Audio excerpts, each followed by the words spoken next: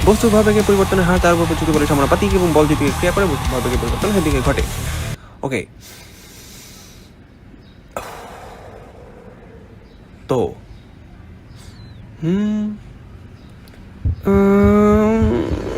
আবার বলে গেছি। এই সূত্র মুখস্থ হয় না কেন?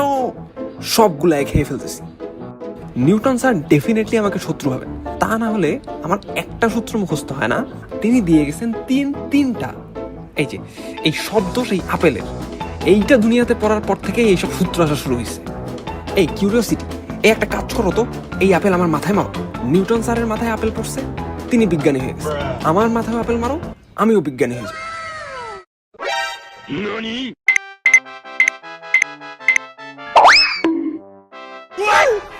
আরে নিউটনের সূত্র তো সহজ, এটা বোঝার জন্য আমাদের একটু সাইকেল চালাতে যেতে হবে।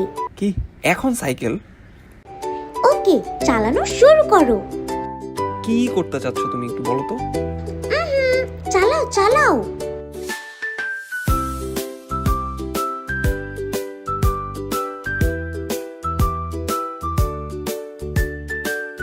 নিউটনের প্রথম সূত্র বোঝা শেষ। কখন বুঝলাম? দেখো, সবকিছুই নিজের মতো থাকতে চায়, যেভাবে মন চায়। যেমন তুমি সারাদিন ঘুমাতে চাও, এই নিজের মতো থাকতে চাওয়াটা হলো জড়তা। সাইকেলও একটা জড়তা ছিল, ও নিজের মতো স্থির ছিল, কিন্তু তুমি এসে এটাকে চালানো শুরু করলে। আবার সাইকেলটা যখন চলছিল তখন তুমি এটাকে থামিয়ে দিলে, অর্থাৎ তুমি ব্রেক না করলে সাইকেলটা চলতেই থাকতো। আবার তুমি চালানো শুরু না করলে এটা স্থিরই থাকতো। আর এটাই হলো নিউটনের প্রথম সূত্র। কি জানি, এখন তো এত কঠিন লাগছে না। আর বাকিগুলো সহজ।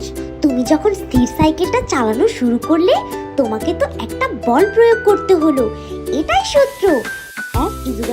F=ma, অর্থাৎ যতটুকু বল প্রয়োগ করবে তোমার সাইকেল স্পিড ততই বেশি হবে।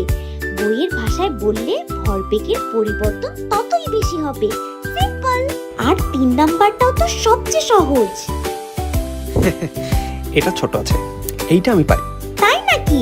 তাহলে আমাকে বোঝাও। আমি তো শুধু মুখস্থ করছি, কিছু বুঝি নাই। দেখো, তুমি যে মাটিতে দাঁড়াতে পারছো, এটার কারণ হচ্ছে তুমি মাটিকে যেই বল প্রয়োগ করছো, মাটিও ঠিক সমান বল প্রয়োগ করছে। যদি মাটি এই প্রক্রিয়ায় বল না দিত তাহলে কি হতো জানো?